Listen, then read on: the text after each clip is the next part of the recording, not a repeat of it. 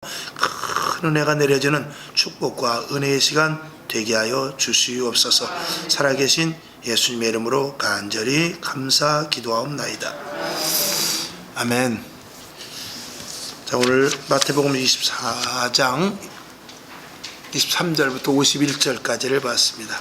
마지막 때를 아는 지혜. 때를 안다는 건 참 중요합니다. 무엇이든지 때를 알면, 때와 시간을 잘 알아야 되는데, 성경에는 때와 시간 이런 것들이 한 14,000회 정도 기록되어 있대요. 저는 써보진 않았지만 아마 성경 중에서 가장 공통된 단어가 많은 것이 때, 시간 이것이라고 신학자들이 이야기를 하더라고요. 그런 거 보면 하나님은 시간, 때 이것으로 모든 일들을 해나가시는 것이죠. 어떻게 여리고성이 무너질 수 있느냐? 지진이 하필 일어났겠지. 그러나 하필 그 시간에 일어나게 할 수 있는 것은 하나님이에요. 홍해가 어떻게 갈라질 수 있느냐? 이제 과학자가 그 홍해가 갈라지는 것을 과학적으로 한번 추론을 해봤대요. 이렇게 실험을 해봤는데 초속 60km인가? 초속 60km인가? 그렇게 바람이 불면은 그 바다가 어느 정도 갈라질 수 있다라는 그런 나름대로 과학적인 논리가 나왔어요. 그 나왔는데 그 바람이 불어도 언제 불어야 되느냐? 하필 그때 불어야 돼요. 하필 그때 불어야 이스라엘 백성들이 앞에 서서 모세가 손을 들 때 그때 딱 바람이 불어야 되거든요. 그런 것들, 시간의 주인이 누구냐? 바로 하나님이십니다. 그러면 그 시간의 주인 속에서 저와 여러분이 오늘 이 시대에 그냥 있는 것이 아니라는 걸 알아야 돼요. 제가 조선시대에 태어날 수도 있고, 제가 1000년 전에 당나라 시대에서 태어날 수도 있고, 아니면 저 유럽이나 저 인디안 그쪽에서 태어날 수도 있는 거예요. 근데 하나님께서는 이 시대에, 오늘 이 시대에 있게 하신 것, 이런 모든 것들은 시간의 주인이신 하나님께서 정하는 것이지 우연이 아니라는 것입니다. 하루살이가 하루밖에 못 산다 할지라도 그것조차도 하나님의 섭리 속에서 우리가 알 수 없는, 하루살이 하나가 있어야 그 하루살이를 잡아먹는 짐승과의 그 어떤 연결고리 속에서 이 온 우주가 하나로 어떤 이렇게 물려서 돌아가는 그런 의미를 우리는 모른단 말입니다. 왜 하필 그 시간에 바람이 불어야 되고, 왜 하필 엊그제 눈이 왔어야 되고, 이런 것들에 대해서 우리는 우연이다, 또 구름이 끼니까 라고 그냥 대충 우리가 말할 수 있지만, 하필 그 시간에 바람이 불고 하필 그때 구름이 끼고, 이런 모든 것들은 주관하시는 분이 하나님이시라는 것을 우리는 분명히 알아야 됩니다. 그렇게 시간에 대해서 하나님이 정확하게 가지고 계시는 분이고 시간의 주인이십니다. 그렇기 때문에 하나님은 영원하신 분이에요. 영원하신 분이니까 시간을 다룰 수가 있는 것이지, 영원하지 못하고 유한한 분이면 절대 시간을 다룰 수가 없습니다. 우리는 시간을 마음대로 하지 못해요. 우리는 시간에 대해서, 시간은 좀 어떨 때는 한 시간이 굉장히 길게 느껴질 때도 있고, 어떨 때는 한 시간이 아주 그냥 순식간에 지나갈 때도 있어요. 그러나 객관적으로 과학적으로 시간은 똑같습니다. 그렇게 똑같은 시간이라도 빨라져 보일 때도 있고 늦어져 보일 때도 있으며, 이 시간이라는 것은 우리가 알 수 없는 그 또 다른 세계의 그 영역이 있는 것입니다. 그런 것들을 하나님, 영원하신 분이기 때문에 그런 모든 것들을 주관하실 수 있다. 그러니까 엊그저께도 원로 목사님하고도 농담했지만, 요즘은 시간이 더 빨리 가는 것 같아. 하나님께서 지구를 빨리 잡아 돌리나 봐. 그러니까 우리는 항상 한 바퀴 돌고, 해 뜨고 저녁이니까 시계도 같이 돌아가니까 우리는 모르니까 그렇지, 어딘가 모르게 좀 빠른 것 같다, 그렇게 생각하는데, 그게 이제 결론으로 보면 철학적이나 이렇게 좀 생각을 깊이 하는 사람들이 이렇게 말할 때는 나이가 먹으면 그렇다. 그래서 젊어서는 시간이 안 가고 나이를 먹게 되면은 시간이 빨라지는 것 같은 느낌이 든다, 그렇게 말하는데, 진짜로 빨리 돌아가고 있는지 그것도 우리는 알 수 없는 것입니다. 물론 그러지는 않겠지만, 하여튼 이 시간에 대한 것, 때에 대해서는 하나님께서 주인이시다. 그래서 저와 여러분, 때를 잘 맞춰서, 이제 뒤에 말씀을 드리겠습니다만, 은혜 받을 때가 있어요. 하나님이 주신 때와 시간이 있습니다. 그 시간을 놓치지 않는 것을 그걸 찬스, 기회라고 말합니다. 때가 지나갔을 때, 때가 나에게 주어졌을 때 그때를 내가 붙잡지 못하면 내가 하고 싶을 때 하나님께서 기회를 주지 않아요. 이건 비극입니다. 그렇게 되면 큰일 나는 거예요.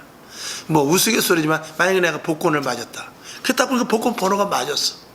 좋다 그런데 그게 지난주 거였어. 그러면 소용없는 거야. 그건 번호가 아무리 똑같아도 그건 소용없는 거야. 그때 맞아야지. 지금 옛날 번호 아무리 맞아야 소용이 없는 그 우스갯소리를 제가 합니다만, 사람이 대접을 해도 그래요.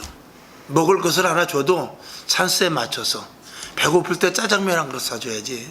배부를 때 아무리 뷔페가 데리고 가봐야 걔는 배불러 죽겠는데 그냥 거길 억지로 데리고 가지고 먹고 내가 체했다는 거 아니야. 이런 소리만 듣고 제대로 대접도 못 받습니다. 그러니까 무엇을 하든지 작든지 크든지 작은 일이라 할지라도 찬스에 맞춰서 잘만 하게 되면 그것이 큰 일이 되는 것이고, 그리고 아무리 큰 일이라 할지라도 찬스를 맞추지 못하면 그 큰 일이 무용지물이 되어버릴 수 있습니다. 여러분, 하나님께서 주신 시간과 때, 이 모든 것들을 여러분들이 잘 지혜롭게 분별할 수 있기를 주님의 이름으로 축원합니다. 자, 그러면 지금은 어느 때인가? 지금은 어느 때인가? 오늘 성경 본문에서는 지금은 이제 마지막 때를 예수님께서 말씀하셨어요. 그리고 점점 시간이 지나서 이제 벌써 2000년이 흘렀습니다. 그리고 예수님께서 예언하신 대로 점점 그런 일들이 이제 확연하게 나타나기 시작합니다. 참 오래도 기다렸죠. 2000년이면. 그 당시에 로마의 핍박을 받을 때는 이제 곧 주님이 오실 줄 알았던 거 아니에요? 근데 주님은 그 뒤로도 2000년이 되도록 아직도 안 오고 계십니다. 그런데 이제는 아마 오실 때가 되지 않는가. 혹시 우리 세대에 오지 않는다 할지라도 다음 세대는 기약하지 못하겠다 하는 그런 생각이 들 정도로 정말로 성경과 맞아 떨어지는 부분과, 그리고 우리가 예수를 믿지 않는다 할지라도 이 세상의 모든 진행되는 일들을 보면은 이제 끝이라는 거예요. 여러분들이 그런 말 많이 하잖아요. 도대체 앞이 보이질 않는 시대다. 그리고 대책이 없는 시대고, 그리고 앞으로 어떻게 될 것에 대해서 전혀 생각을 하질 않아요. 제가 항상 우스갯소리를 드리는 말씀인데, 자, 초가집을 졌다가 그거를 헐고 기와집을 지으면 됩니다. 또 기와집을 졌다가 2층 집, 슬라브집으로 지으면 돼요. 그걸 또 헐어버리고 땅을 파서 아파트를 지으면 돼요. 그 아파트도 한 시간이 오래되면, 노후 되면 다시 또 재건축하면 되는데, 이거는 지금 60층을 져놨으니 그걸 어떻게 재건축할까요?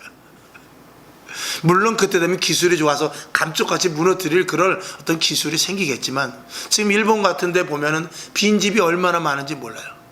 근데 집이 오래되는데 재개발을 하진 않으니까 그 집이 어떻게 되냐, 그냥 노인네들 몇 명만 살아있어. 그 큰 아파트에 다 이제 집이 무너질까 봐 살질 못해요. 다 나가버립니다.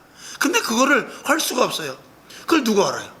국가에서 이제 나중에 헐어야 되는데, 그 개인 소유이기 때문에 개인이 힘을 합해서 그걸 헐어가지고 거기다 줘야 되는데, 그걸 헐 돈이 없는 거예요. 그리고 한 60층짜리 되면 그거를 재개발을 하면 몇 층을 줘야 됩니까? 최소한 120층을 쳐야 수지가 맞는데, 그러니까 120층 정도를 져야 수지가 많은데 120층을 지었자고 60층짜리를 헌다. 이게 참 어려운 일이죠.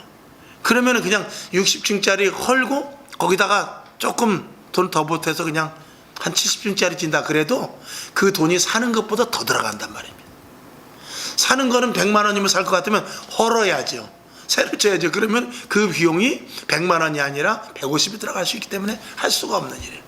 그런 제가 단적으로 하나를 그냥 이렇게 유머스러하게 말씀을 드렸습니다만, 이렇게 모든 것들이 이제는 끝장난다 생각하고 그냥 다 끝까지 와버렸어요. 기사로 말하면 이제 그 종착역에 간 거예요. 더 이상 갈 데가 없어요. 그 정도로 세상이 가까워졌다. 마지막 때가 되었다. 라고 이렇게 우리가 생각해 볼 수가 있죠. 성경은 이렇게 말합니다. 지금은 자다가 깰 때다 그래요. 여러분들 한번 읽는 거 보시죠. 오늘 자막이 없으니까. 자, 로마서 13장 11절을 봅시다. 시작. 또한 너희가 이 시기를 알거니와 자다가 깰 때가 벌써 되었으니 이는 이제 우리의 구원이 처음 믿을 때보다 가까웠음이니라. 점점 주님 오실 날이 가까워졌다, 그 말씀이죠. 그러니까 주님이 오시는 건 좋아. 주님이 오셔서 이제 우리와 계산을 할 거예요. 너는 몇 달란트 받았지? 그거 지금 한번 장사한 것 좀 내놔봐. 또 각자의 자기의 시간이 있을 것입니다. 내가 너에게 준 시간에 무엇을 했느냐 물어보지 않겠습니까? 또 우리가 그리스도인으로 하나님의 자녀로서 받은 은혜가 있을 것입니다. 그 은혜를 어디에다 썼느냐 라고 물어볼 때 우리는 할 말이 있어야 되는 것입니다. 여러분 모두 착하고 충성된 종들이 다 될 수 있기를 주님의 이름으로 축원합니다. 그 다음에 점점 재앙이 심해져가는 시대입니다. 뭐 광우병에서, 조류독감에서, 그 다음에 뭐 메르스, 사스, 지금 이제 우한폐렴, 코로나까지 이렇게 왔는데 점점 보니까 그 강도가 점점 세지고 있어요. 저는 그렇게 생각을 해요. 나름대로 이런 것들을 본다면 이 병이라는 것은 언제든지 약보다 앞에 가기 마련입니다. 지금 우한폐렴이 잡힌다 할지라도 어느 시대에 있어서는, 그건 우리 시대가 될지 다음의 시대가 될지 모르지만 다음에 바이러스가 나올 때는 이거보다 분명히 더 센 게 분명히 나올 것이다. 기상청에서 보면 101년 만인가 102년 만인가 몇 년 만에 처음으로 기상청 관측 사상 최고로 더웠던 날씨입니다. 100몇 년 만에 최고의 더위입니다. 막 이런 식으로 나오잖아요. 그건 100몇 년 전에는 우리나라에 기상청이 없었기 때문에 그런 거거든요. 그러니까 기록은 언제든지 깨지게 되는 거예요. 아마 내년에는 그럴 거예요. 또 후년에는 그럴 거예요. 역사상 최고의 더위다. 역사상 최고의 큰 태풍이 왔다. 역사상 최고로 눈이 많이 왔다. 아마 그럴 것입니다. 그것과 마찬가지로 재앙이라든지 질병이라든지 지진이 일어나도요, 비가 와도요, 눈이 와도요, 이런 자연재해라든지 질병이라든지 이런 것들이 점점 강도가 약해질 수는 없다. 점점 강해지면 강해지지 약해지지는 않을 것이다. 이건 분명한 것이죠. 질병의 숫자와 강도도 점점 세질 것입니다. 재난도 물론 더 세지는데 거기에 준해서 우리가 한 이면으로 알아야 될 것은 사단의 세력, 영적인 마귀의 세력도 점점 그 극성이 심할 것이다 라는 것도 우리가 생각해 볼 수 있어야 돼요. 할렐루야. 그런데 분명한 것은 하나님의 역사도 더욱더 강하게 일어날 것이다. 이걸 우리가 믿어야 돼요. 아멘이시죠? 하나님께서 은혜를 더 우리가 강력하게 내려주실 것이며, 하나님을 바라고 하나님을 믿고 온전히 하나님을 따르는 자에게 그 어느 때보다 더욱더 강력하게 하나님이 은혜가 내려질 것이다. 이것도 우리는 믿어야 되는 것입니다. 그렇다면 우리는 어떤 힘든 거 어려움이 온다 할지라도 우리는 이길 수 있는 힘을 가질 수 있는 근거가 되지 않냐 이거죠. 그러면 우리는 된 거지요. 그게 뭐 결론이면 얘기 다 끝난 거죠. 여기에 저와 여러분이 힘을 얻을 수 있기를 주님의 이름으로 축원합니다. 그러니까 우리는 겁날 것이 없고 두려울 것이 없고, 요한복음에서 말씀하신 대로 예수님께서 숨을 거두실 때 모든 것들을 다 이루었다라는 것입니다. 그러니까 우리는 내가 교회를 세워야 되겠다, 이미 하나님께서 세우시려고 작정했던 교회인 것입니다. 내가 무엇을 해야 되겠다, 신앙 안에서 내 안에서 성령으로 말미암아 감동으로 말미암아 계획했던 모든 것들은 이미 하나님께서 이루려고 우리 마음속에 심어놓은 것이거든요. 그 씨앗이에요. 그것이 쭉정이가 되면 안 됩니다. 그래서 그것은 반드시 열매 맺도록 하나님께서 이미 예정하시고 약속을 하신 것을 우리에게 씨로 마음속에 주신 것이거든요. 그러니까 우리 안에 들어온 성령의 감동하심과 말씀을 읽으면서 깨닫고 주님께서 주신 응답은 분명히 될 것이다 라는 것을 믿고 나아가는 것이 중요하다. 여러분이 그런 믿음을 갖는다면, 성령을 주시는데 물 붓듯이 부어주신다고 그랬어요. 그 물 붓듯이는 무엇입니까? 물은 얼마든지 쓰잖아요. 마찬가지로 물 붓듯이 우리들에게 성령을 주셔서 하나님의 은혜와 성령의 충만하심과 많은 기적과 체험과 표적, 오순절 마가의 다락방에서 2000년 전에 일어났던 그 기적보다도 지금은 몇천 배 더 강력한 기적이 일어나야만 맞는 것이에요. 근데 그것을 감쇄시킨다라면 마귀도 점점 일을 안 하고 있을까요? 그렇지 않은데 우리만 감소시키니 이게 문제인 것입니다. 마귀는 점점 질병이 점점 강도가 커지듯이, 재앙의 강도가 커지듯이 마귀가 점점 역사하는 힘이 커지는데 우리만 가만히 있으면 이게 어떻게 하겠냐 이것입니다. 지금 이 시대에 이렇게 힘들고 어려운 일들이 온 것은 무엇이냐? 마귀는 창궐하는데 하나님의 역사는 점점 감소되고, 믿음은 점점 줄어들고, 성령에 충만한 사람들이 점점 없어지고, 그리고 하나님을 사모하고 성령 충만해서 주의를 감당하겠다 하는 자들이 점점 줄어드니까 교회가 점점 힘들어지고, 이 땅에 믿는 자들이 점점 어려워지고, 상대적으로 점점 그리스도인들의 숫자가 줄어들게 되는 것이죠. 오순절 마가의 다락방에서 일어났던 그 강력한 성령의 역사라고 우리가 말하는 것, 그것이 2000년이 지났으면 지금 더욱더 강력해야 된다 라는 것이 저와 여러분 머릿속에 깊이 각인될 수 있기를 주님의 이름으로 축원합니다. 지금 뭐 백신을 만든다고 하지만 백신을 어떻게 만들지 모르지만 백신이라는 것은 언제든지 백신을 만들면 이 변종이 생겨가지고 또 다른 게 생겨서 백신도 어차피 치료제도 그렇고 어차피 계속해서 뒤를 따라가는 것입니다. 어떤 과학자는 그러더라고요. 지금 바이러스가 종류가 엄청 많다는 것입니다. 그런데 지금 우리가 과학적으로 발견돼서 이건 무슨 바이러스, 이건 무슨 바이러스, 그 이름을 명명한 바이러스가 이 온 우주에, 이 지구에 있는 바이러스의 0.1%도 안 된다는 거예요. 과학자들은 그렇게 말해요. 그 0.1%만 우리가 아는 바이러스고 모르는 바이러스가 굉장히 많다는 걸 생각할 때 어떻게 보면 이것도 아찔한 이야기지요. 그러나 그런 것들도 이길 수 있다라는 것을 저와 여러분이 또 믿어야 될 것입니다. 그러니까 그런 바이러스가 있다라는 것은 그만큼 우리들에게 저항력도 가질 수 있다는 것도 생각해 봐야 됩니다. 그래서 여러분들, 제가 항상 말씀을 하지만 몸을 만드시고, 영적으로도 마찬가지입니다. 마귀가 아무리 강하게 달려온다 할지라도 우리에게 오직 말씀, 오직 예수 그리스도만 붙잡고 있으면 우리는 지지 않을 수 있을 줄로 믿습니다.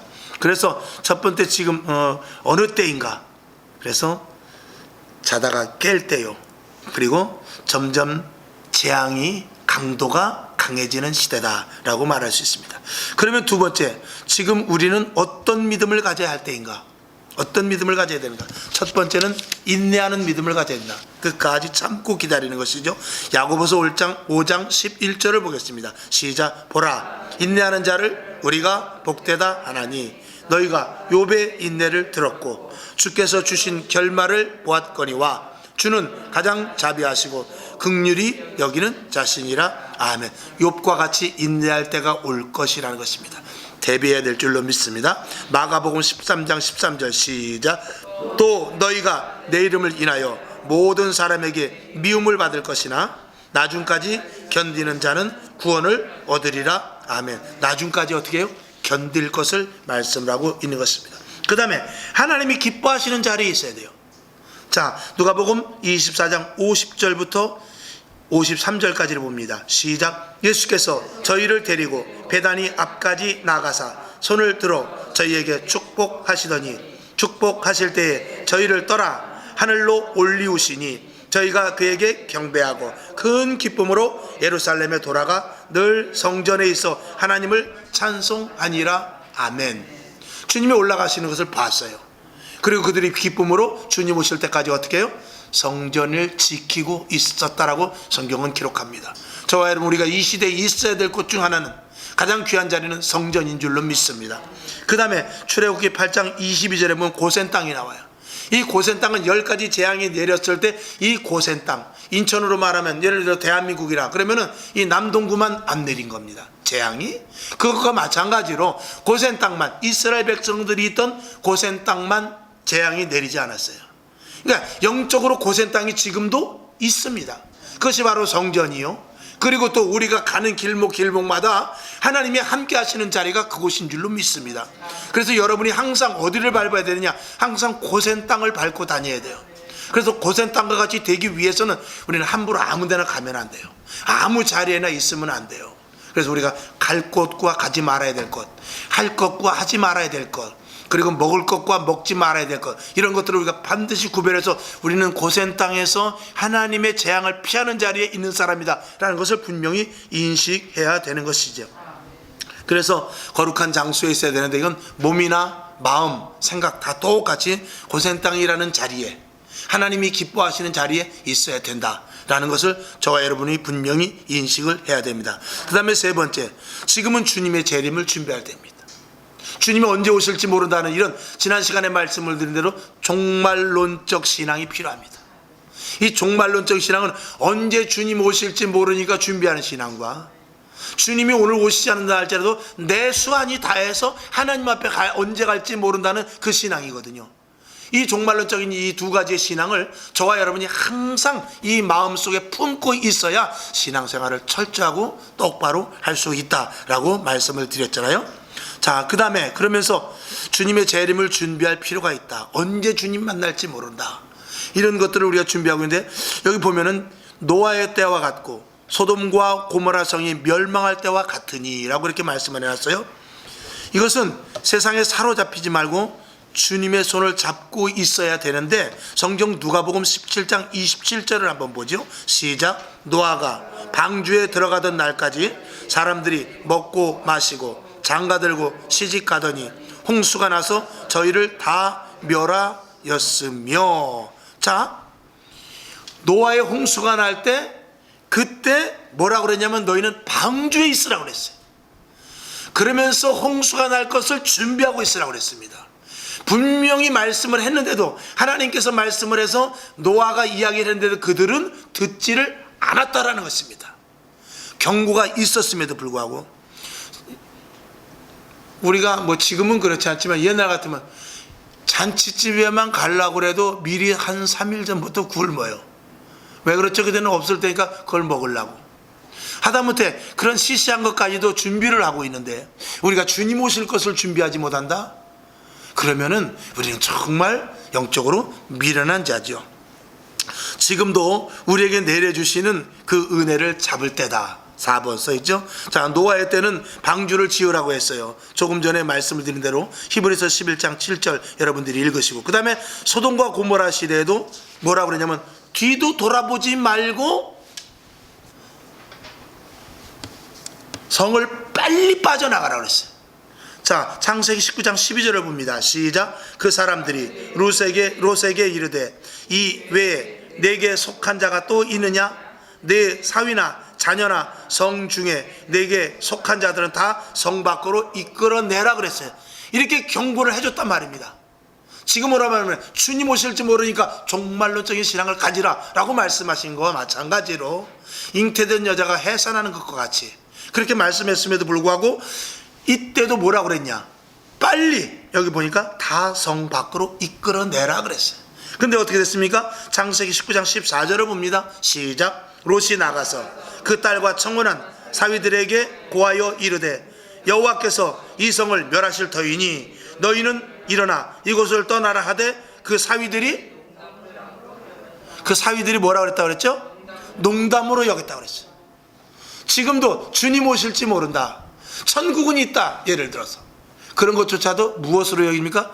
아이, 농담하지 마, 장난하지 마, 천국이 어디 있어, 지옥이 어디 있어, 있으면 나한테 보여줘. 이런 시대 속에서 우리가 살아가고 있는데, 준비하는 사람만 방주를 탈 것입니다.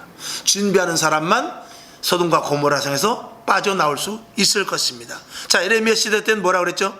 에레미야 4장 1절을 봅니다. 시작. 여호와께서 가라사대 이스라엘아, 내가 돌아오려거든 내게로 돌아오라. 내가 만일 나의 목전에서 가증한 것을 버리고 마음이 요동치 아니하면 그러면 어떻게 되느냐? 바벨론의 손에서 풀어줄 것을 말하고 있습니다. 즉 바벨론 손이 닿지 않게까지 해주신다고 그랬어요. 근데 결국은 듣지 않음으로 말미암아서 포기를 하죠. 이야, 이제는 어떻게 되느냐?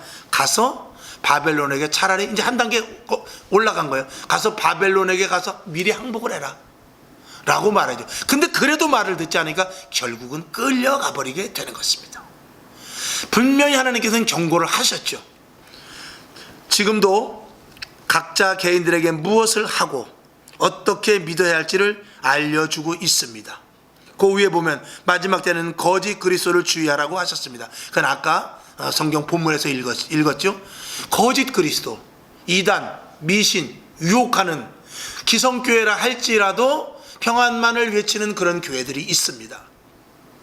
거짓 선지자라고 아직 단정 지을 수라고 제가 같은 주의 종회로서 말할 수는 없지만 그럴 수도 있다는 것을 저와 여러분은 분명히 알아야 됩니다. 그래서 지금 각자들에게도 무엇을 하고 어떻게 믿어야 할지를 알려주고 있어요. 그래서 오늘도 우리들에게 하시는 말씀입니다. 로마서 12장 2절을 함께 봅니다. 시작. 너희는 이 세대를 본받지 말고 오직 마음을 새롭게 함으로 변화를 받아 하나님의 선하시고 기뻐하시고 온전하신 뜻이 무엇인지 분별하도록 하라. 아멘. 그러니까 이 시대를 분별하지 말라고 분명히 말씀하고 있어요. 그리고 분별할 것을 말하고 있으면서 변화받을 것을 말하고 있지 않습니까? 그리고 하나님의 뜻이 무엇인지를 알기 위해서 계속해서 우리에게 기도하라고 말씀하고 있습니다. 이게 경고입니다. 자, 누가복음 17장 21절을 보죠. 시작. 또 여기 있다 저기 있다고도 못하리니 하나님의 나라는 너희 안에 있느니라.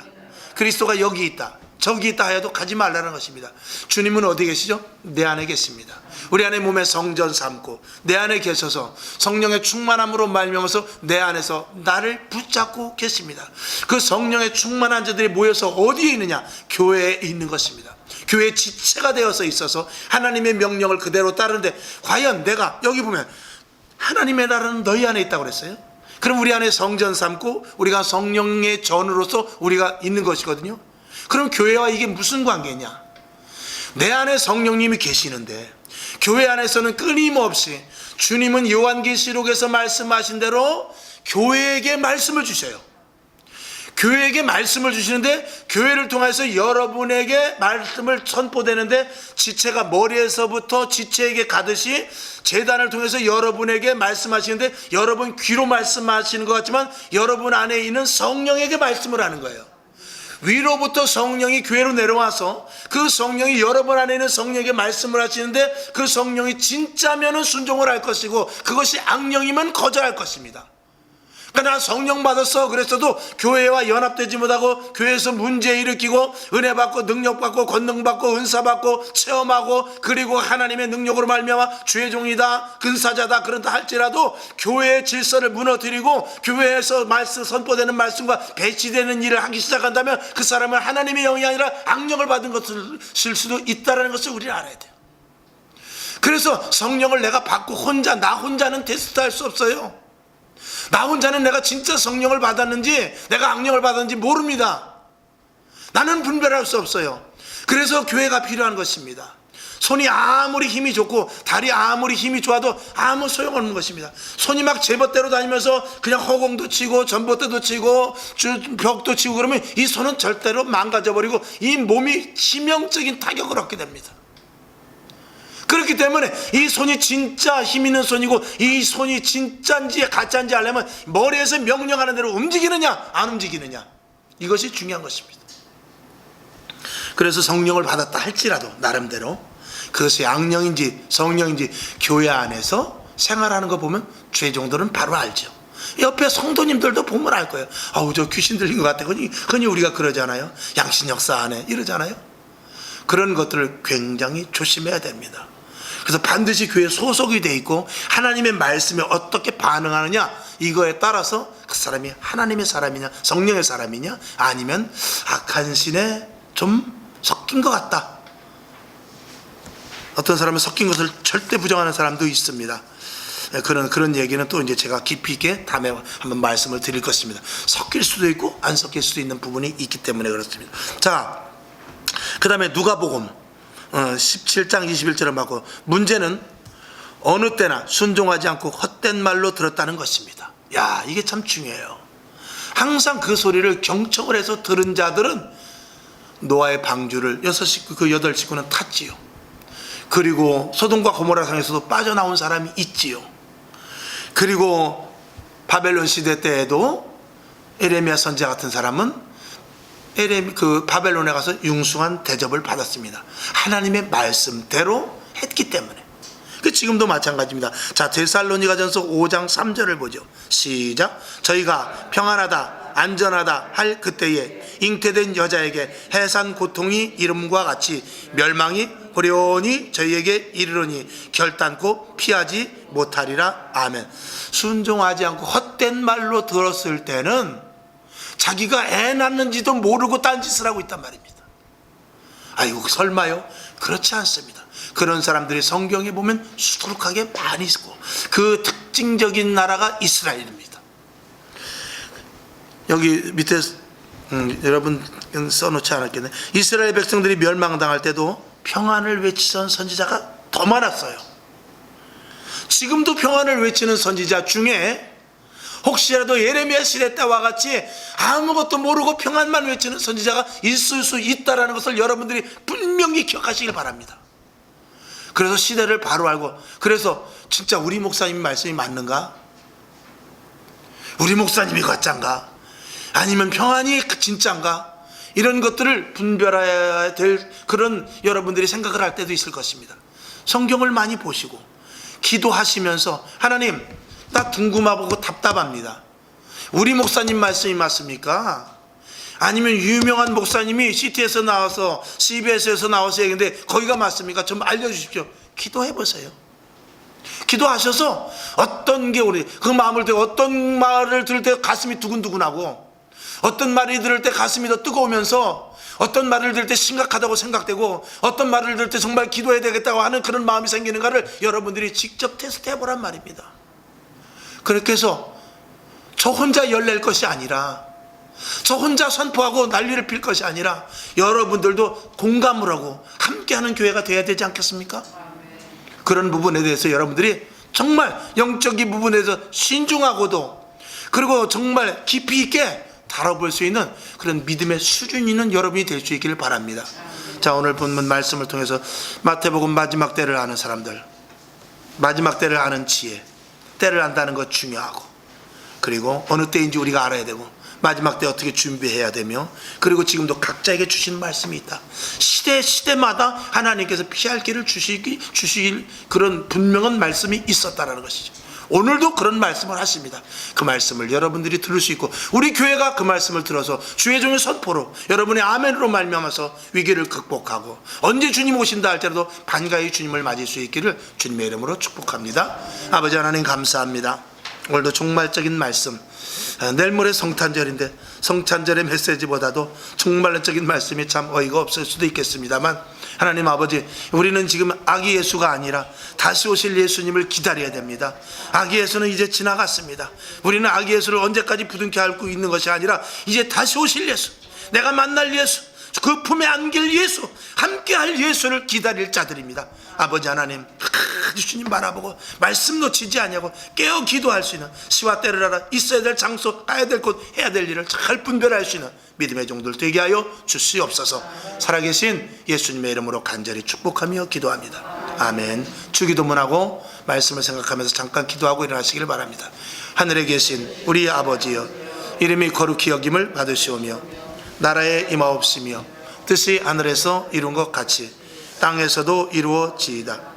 오늘날 우리에게 일용할 양식을 주옵시고, 우리가 우리에게 죄진 자를 사하여 준 것 같이 우리 죄를 사하여 주옵시고, 우리를 시험에 들게 하지 마옵시고 다만 악에서 구하옵소서. 대개 나라와 권세와 영광이 아버지께 영원히 있사옵나이다. 아멘. 하나님 감사합니다. 오늘도 말씀을 듣게 하심을 감사합니다.